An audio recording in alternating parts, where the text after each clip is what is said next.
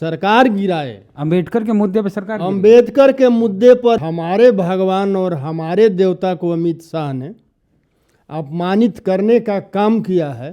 बिहार से कई बहुजन नेता हैं, केंद्र में मंत्री हैं, मांझी साहब हैं, दलित समाज से आते हैं, चिराग पासवान दलित समाज से आते हैं। जिन्हें जवानी में चमचागिरी करने की लत लग जाती है वो ताह जीवन दलाली करने का काम करता है। कांसीराम जी एक किताब भी लिख दिए थे, चमचा युग। चमचा युग हमने पढ़ा है उसको।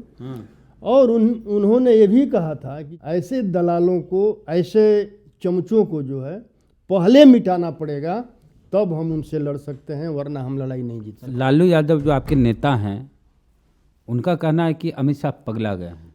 तरीपार अगर देश का गृह मंत्री बनेगा तो इसी तरह का लहजा उसके मुंह से निकलेगा। नरेंद्र मोदी जी उनको पार्टी से हटाएं। किनको हटा देंगे? अमित शाह को। चाणक्य कैसे हटा देंगे सर?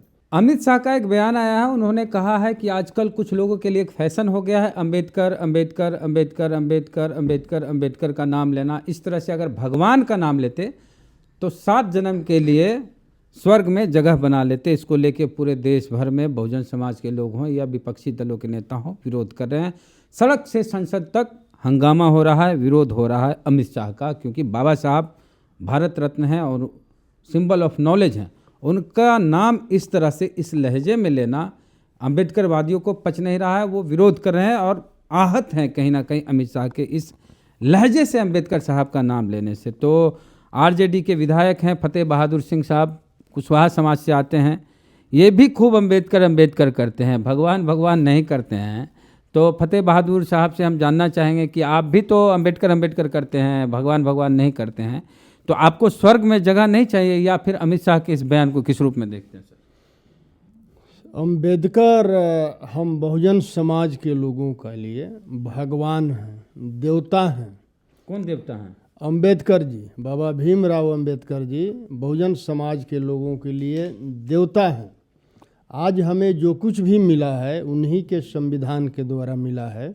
और हमारे भगवान और हमारे देवता को अमित शाह ने अपमानित करने का काम किया है। इससे ये प्रतीक होता है कि अगर एक तरीपार अगर देश का गृह मंत्री बनेगा तो इसी तरह का लहजा उसके मुंह से निकलेगा। और ये देश के बहुजनों का मांग है, ये देश में, पूरा देश में आंदोलन हो रहा है कि अमित शाह इस्तीफा दो। और इस्तीफा नहीं देते हैं तो नरेंद्र मोदी जो हैं उनको पार्टी से निकालें और मंत्रिमंडल से हटाएं। क्या बोले सर? नरेंद्र मोदी जी उनको पार्टी से हटाएं। किनको हटा देंगे? अमित शाह को। चाणक्य कैसे हटा देंगे सर? अगर नहीं हटाएंगे तो जो देश के बहुजन समाज के लोग हैं, पिछड़े दलित समाज के लोग हैं, वो पूरे देश में अमित शाह को घुटने पर लाने का काम करेंगे। आज पूरे देश आंदोलित है इस पर कि हमारे भगवान और देवता को अमित शाह ने अपमानित करने का काम किया है। और हम लोग तो लोकसभा चुनाव के पहले ही घूम घूम करके बोल रहे थे कि अगर बीजेपी सत्ता में आएगा, तिबारा अगर आ गया तो संविधान को हटाएगा और मनुस्मृति लागू करेगा। इस तरह तो अघोषित जो है मनुस्मृति से देश चला ही रहा है। और अमित शाह के जो दिल में जो बात थी जुबान पर आया है। अब बहुजन समाज के लोगों को सावधान हो जाना चाहिए। सबसे समस्या है जो हमारे समाज के 90% के बीच के, जिनके लिए काशीराम जी ने कहा था कि हमारे ही लोग कुछ चमचे हो गए हैं, जो उनके गोद में बैठकर हमारे ही लोगों का सौदा कर रहे हैं। पहले उन लोगों से हमें सावधान रहना होगा। तो कांसीराम जी एक किताब भी लिख दिए थे, चमचा युग। चमचा युग हमने पढ़ा है उसको। और उन्होंने ये भी कहा था कि जिन्हें जवानी में चमचागिरी करने की लत लग जाती है वो ताह जीवन दलाली करने का काम करता है। इशारा किधर है सर आपका? जो बहुजन समाज के लोग, जिनको संविधान के तहत हर पद मिला है, प्रतिष्ठा मिला है, और वो उनके गोद में बैठकर संविधान के विरोध काम कर रहे हैं, और करवा रहे हैं, उनके लिए यह है। बिहार से कई बहुजन नेता हैं, केंद्र में मंत्री हैं, मांझी साहब हैं दलित समाज से आते हैं, चिराग पासवान दलित समाज से आते हैं, अब बाबा साहब भी दलित समाज से थे। जो भी हैं, अगर बाबा साहब को मानते हैं, चिराग पासवान जी हों या जीतन राम मांझी जी हों, उपेंद्र कुशवाहा जी हों, सम्राट चौधरी जी हों, नित्यानंद राय जी हों, तो अभी तक उन लोगों को मतलब कि इस बयान के खिलाफ बयान आ जाना चाहिए था। आज अगर रामविलास पासवान जी होते, हमें याद है कि गोधरा कांड पर 1 वोट के लिए रामविलास पासवान जी ने सरकार गिरा दिया था, इस्तीफा भी दे दिए, मंत्री इस्तीफा भी दे दिए थे। तो आज वैसे नेताओं की कमी मतलब कि हो रही है, और ये देश पूरी आंदोलित है। और हमें जो है, हमारे बहुजन समाज के लोग ऐसे दलालों को, ऐसे चमचों को जो है पहले मिटाना पड़ेगा, तब हम उनसे लड़ सकते हैं, वरना हम लड़ाई नहीं जीत सकते। लालू यादव जो आपके नेता हैं, उनका कहना है कि अमित शाह पगला गए हैं। देखिए, अमित शाह का प्रायोजित था ये, वो लिख करके ले गए थे, वो कोई अचानक नहीं बोले हैं। जो उनका ड्राफ्टिंग था उसी को पढ़े हैं वो। उनका प्रायोजित था कि ये आरक्षण और बाबा भीमराव अंबेडकर पर बोलना है। आरक्षण पर भी तो बोले हैं, आरक्षण वो भी तो बोले हैं वहाँ। तो उन लोगों का यही नीति है, नियत है, और इन लोगों को मनुस्मृति से देश चलाना है। शुक्र मनाइए कि 400 पार के देश के बहुजनों ने 240 में सिमटा दिया, नहीं तो आज आप माइक लेकर हमारे सामने नहीं होते, आपके आवाज़ को बंद कर दिया गया होता। और आगे आने वाले समय में जो है, अभी से भी अगर सुबुद्धि जगे, चंद्रबाबू नायडू हों, नीतीश कुमार हों, चिराग पासवान हों, अजीत पवार हों, मांझी जी, सब लोग मिल कर के सरकार को गिरावे, सरकार गिराए। अंबेडकर के मुद्दे पर सरकार, अंबेडकर के मुद्दे पर अगर ये लोग अंबेडकर के संविधान से लाभ उठाते हैं, चाहे नीतीश कुमार हों या उपेंद्र कुशवाहा हों या सम्राट चौधरी हों या जीतन राम मांझी हों या चिराग पासवान हों, अंबेडकर जी का अपमान सह करके और उस सरकार को बनाए रखना, ये बहुजन समाज के साथ समझिए एक प्रकार का धोखा है अपने कुर्सी के लिए।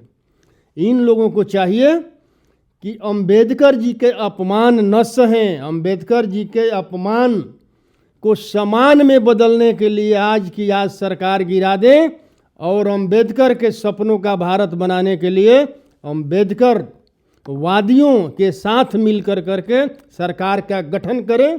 और जो अंबेडकर जी ने जो सपना देखा था कि भारत के लोगों को शिक्षा और स्वास्थ्य की जिम्मेवारी सरकार ले, एक समान कर दे, उस क्षेत्र में ये लोग काम करें। नहीं तो आने वाले समय में जो हाल शिंदे का हुआ है, वही हाल नीतीश कुमार जी का, चिराग पासवान का, मांझी जी का, सम्राट चौधरी का, सब लोगों का, जितने बहुजन का नेता हैं, सबका वही हश्र होने वाला है। अगर अभी लोग नहीं सुधरे तो जब संविधान रहेगा, जब संविधान बचेगा, तब न बहुजन समाज के लोग बचेंगे। अमित शाह से जुड़ा हुआ एक सवाल है। आज तक के कार्यक्रम में अमित शाह गए हुए थे, एंकर ने पूछा कि अगली बार बिहार में मुख्यमंत्री का चेहरा कौन होगा, तो इस पर अमित शाह ने कहा कि हम लोग बैठ के तय करेंगे। मतलब उन्होंने ये स्पष्ट नहीं कहा कि नीतीश कुमार ही मुख्यमंत्री का चेहरा होंगे। तो इसको लेके भी जदयू को एक तरह से कहिए बीजेपी ने आंख दिखा दिया। संविधान जो बाबा साहब को अपमानित कर सकता है, वो नीतीश कुमार को सम्मान दे सकता है क्या? अगला मुख्यमंत्री बिहार का अगर बीजेपी का अगर बहुमत में आया तो मनुवादी होगा और सामंतवादी होगा। नीतीश जी नहीं होंगे? नहीं होंगे। तो माननीय नीतीश जी मनुवादी सामंती नहीं है? नहीं है, लेकिन उनके अगल बगल में जो बैठे हुए लोग हैं, हाँ, वो सामंतवादी और मनुवादी हैं। जिस प्रकार राजा बृहदत्त ने जो गलती किया था, पुष्यमित्र शुंग को सेनापति बनाकर उनका हत्या किसने किया? पुष्यमित्र सुंग ने ही हत्या किया। उसी प्रकार नीतीश कुमार जी के अगल बगल बैठने वाले मनुवादी और सामंतवादी लोगों ने ही नीतीश कुमार जी का राजनीतिक हत्या करने का काम करेंगे। अच्छा, एक चीज़ है सर कि जब अंबेडकर साहब नहीं थे तब भी तो भगवान थे, तब कहाँ स्वर्ग जा रहे थे दलित पिछड़े समाज के लोग? तब तो नरक में जी रहे थे वो। उनको न पढ़ने लिखने कोई अधिकार नहीं थे। आदमी की ज़िंदगी कहाँ जी रहे थे? कुत्ता बिल्ली वाला ज़िंदगी जी रहे थे। मैं तो बोल रहा हूँ आदमी वाला ज़िंदगी है तो अम्बेडकर जी हम बहुजनों का भगवान हैं। हमें अगर अम्बेडकर जी नहीं होते, संविधान नहीं होता, तो आज हमें वही ज़िंदगी जीना पड़ता जो शूद्र वाली। महिलाओं और शूद्रों को शिक्षा प्राप्त करने का अधिकार नहीं है, महिलाओं और शूद्रों को धन दौलत संपत्ति रखने का अधिकार नहीं है, महिलाओं और शूद्रों को नया वस्त्र पहनने का अधिकार नहीं है। भाई अधिकार क्या है? तो उसके पैरों में बैठ करके सेवा करने का। ये लोग यही चाह रहे हैं कि फिर 90% के लोग जो पिछड़े और दलित हैं, संविधान हटे और मनुस्मृति लागू हो और हम फिर इन लोगों को मतलब कि उसी नरक में मतलब कि भेजने का काम करें। चलिए, तो अमित शाह का जो बयान आया है जिस तरह का, मामूली नहीं है। सिंबल ऑफ नॉलेज बाबा साहब को कहा जाता है, गंभीरता से बाबा साहब का नाम लिया जाता है। इस देश के संविधान के निर्माता हैं और बहुजनों की शान है, आन बान शान। उनको इस तरह से अपमानित किया जाना ये कतई बर्दाश्त करने वाली बात नहीं है। जिस लहजे से बाबा साहब का नाम लिया गया अमित शाह के द्वारा, वो किसी भी दल में हो, बहुजन हो या फिर बाबा साहब को मानने वाले लोग कैसे बर्दाश्त कर रहे हैं जो बीजेपी के साथ हैं। ये चिंता का विषय है। खास करके मांझी साहब जो बाबा साहब करते हैं, चाहे चिराग पासवान, उनसे ऐसी उम्मीद नहीं की जा रही थी कि वे भी मौन समर्थन करेंगे अमित शाह का। तो पूरे मसले पर आपकी क्या राय है? फतेह बहादुर साहब ने जो कुछ कहा उस पर आपका क्या कहना? प्रतिक्रिया दीजिए कमेंट बॉक्स में। जय भीम, जय भारत।